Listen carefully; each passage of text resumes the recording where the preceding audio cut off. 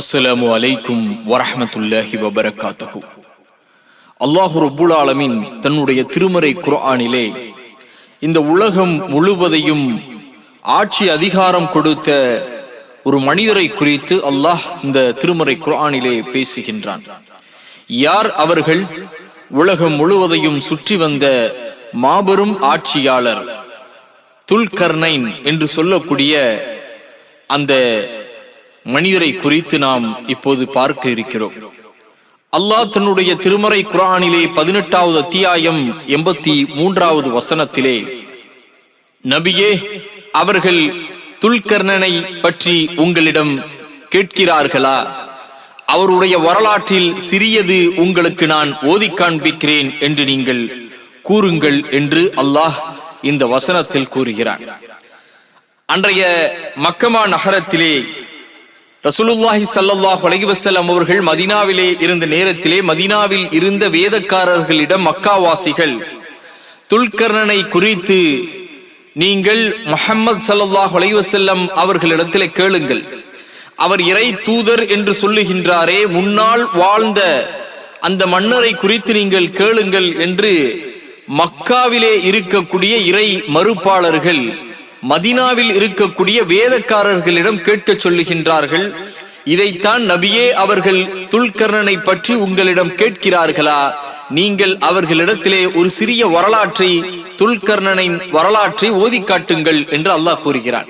துல்கர்னைன் என்று சொல்லக்கூடிய இவருக்கு ஏன் இந்த பெயர் வந்தது என்பதை நாம் பார்த்தால், இவரின் இயற்பெயராக இஸ்கந்தர் என்பதுதான் இவர்களின் பெயர் என்று பிரபல தப்சீர் விளக்க உரைகளிலே குறிப்பிடப்பட்டிருக்கிறது. துல்கர்னைன் என்று இவருக்கு பெயர் வருவதற்கான காரணம், இந்த துல்கர்னைன் என்று சொன்னால் இரு கொம்புக்காரர் அல்லது இரட்டை மணிமுடியார் என்பது இதனுடைய பொருள். இரட்டை மணிமுடியார் துல்கர்னைன் என்பது, அவர் ரோம் மற்றும் பாரசீகத்தின் மன்னராக திகழ்ந்தார். அதனால், அதாவது இரண்டு ரோம் மற்றும் பாரசீகம் இரண்டு பூமியை அவர் ஆண்டதால் இவருக்கு துல்கர்னைன், இரட்டை மணிமுடியார் என்ற பெயரும். இன்னும் சில தப்சீர்களிலே அவர் சூரியன் உதயமாகும் இடங்களையும் அஸ்தமிக்கும் இடங்களைக்கும் சென்றதால் துல்கர்னைன், இரு முனைகள் உடையார் என்று இவருக்கு பெயர் வந்ததாக சிலர் கூறுகின்றனர். அல்லாஹ் ரப்புல் ஆலமீன் அறியக்கூடியவன். ஆனால் அல்லாஹ் தன்னுடைய திருமறை குர்ஆனிலே இவர்கள் குறித்து துல்கர்னைன் என்றுதான் சொல்லுகின்றான்.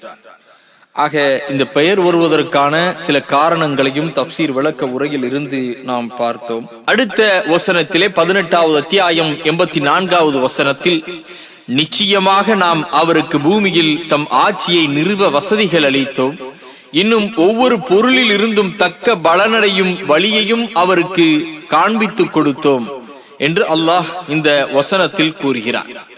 மகத்தான ஆட்சியை துல்கர்னைனுக்கு வழங்கியதை அல்லாஹ் இங்கே கூறுகிறான். மன்னர்களுக்கு வழங்கப்பெறும் மகத்தான ஆட்சி அதிகாரம், படைகள், போர்த்தடவாளங்கள், கோட்டை கொத்தளங்கள் என அனைத்தையும் அல்லாஹு ரப்புல் ஆலமீன் இவர்களுக்கு வழங்கியதாகவும், இதனால் பூமியின் கிழக்கிலிருந்து மேற்கு வரையுள்ள அனைத்து பகுதிகளுக்கும் அவர் மன்னராக திகழ்ந்ததாகவும், அவருக்கு அனைத்து நாடுகளும் பணிந்தன, குறுநில மன்னர்களும் அடிபணிந்தனர், அரேபியரும் அரபி அல்லாதவரும் அவருக்கு சேவகம் புரிந்தனர் என்று அடுத்தடுத்த வசனங்களிலே அல்லாஹ் சொல்லக்கூடிய அந்த வசனத்திற்கு விளக்க உரையாக தப்சீர் இப்னு ஹசீரிலே பதிவு செய்யப்பட்டிருக்கிறது. நபி இப்ராஹிம் அலைஹிஸ்ஸலாம் அவர்களின் காலத்தில் வாழ்ந்த ஒரு மன்னர் துல்கர்னைன். இப்ராஹிம் அலைஹிஸ்ஸலாம் அவர்கள் மக்காவிலே இருக்கக்கூடிய காபாவை புனரமைப்பு செய்த நேரத்திலே, அதற்கு பிறகு இப்ராஹிம் அலைஹிஸ்ஸலாம் அவர்களோடு அங்கே தவாப் செய்தார்கள் என்று இங்கே சில தப்சீர் விளக்க உரையிலும் இவர்களை குறித்து விளக்கங்கள் இருக்கிறது. அடுத்தடுத்த வசனங்களிலே அல்லாஹ் இவரை குறித்து சொல்லக்கூடிய நேரத்தில் 18வது அத்தியாயம் 86வது வசனத்தில், சூரியன் மறையும் மேற்கு திசை வரை அவர் சென்றடைந்த போதும் அது ஒரு சேறு கலந்த நீரில் மூழ்குவது போல் மறைய கண்டார்.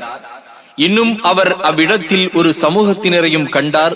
துல்கர்ணனே, நீர் இவர்களை தண்டித்து வேதனை செய்யலாம் அல்லது அவர்களுக்கு அழகியதான நன்மை செய்யலாம் என்று நாம் கூறினோம் என்று இங்கே அல்லாஹ் ஒரு சமூகத்தை குறித்தும், அதாவது மேற்கிலிருந்து அவர் கிளம்பி கிழக்கு நோக்கி வந்து விட்டார்.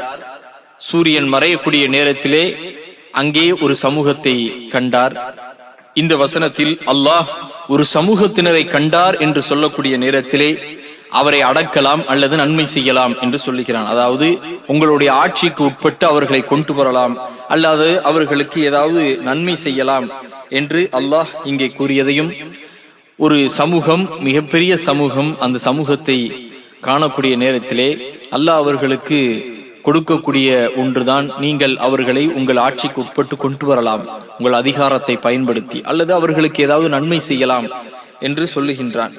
அடுத்த வசனத்திலே நாம் பார்த்தால் 87வது அத்தியாயத்திலே அல்லாஹ் கூறுகிறான், ஆகவே அம்மக்களிடம் துல்கர்ணைன் கூறினார், எவன் ஒருவன் அநியாயம் செய்கின்றானோ அவனையே நாம் வேதனை செய்வோம்.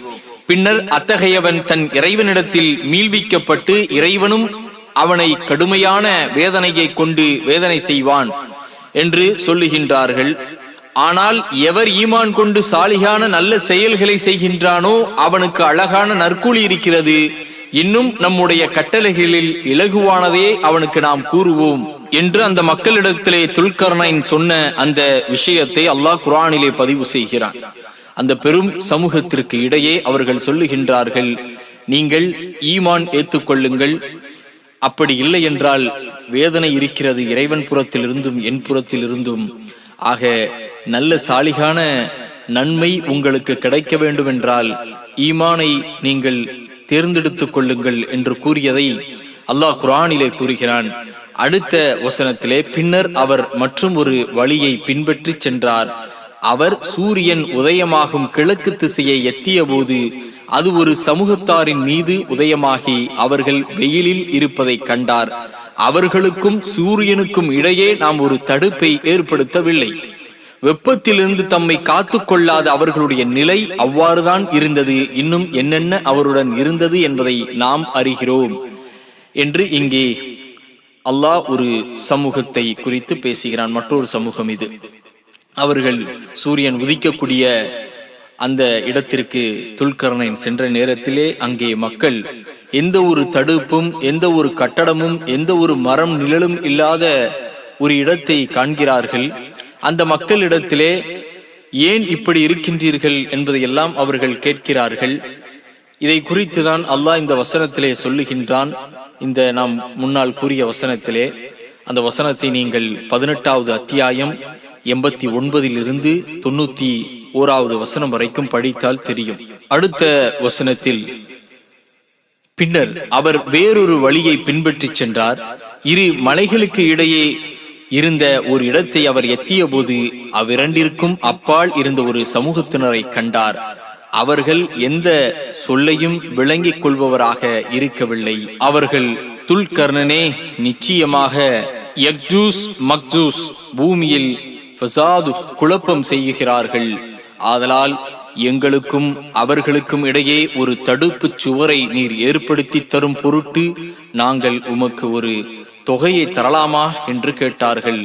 அதற்கு அவர், என் இறைவன் எனக்கு எதில் வசதிகள் அளித்திருக்கின்றானோ அது நீங்கள் கொடுக்க இருப்பதை விட மேலானது.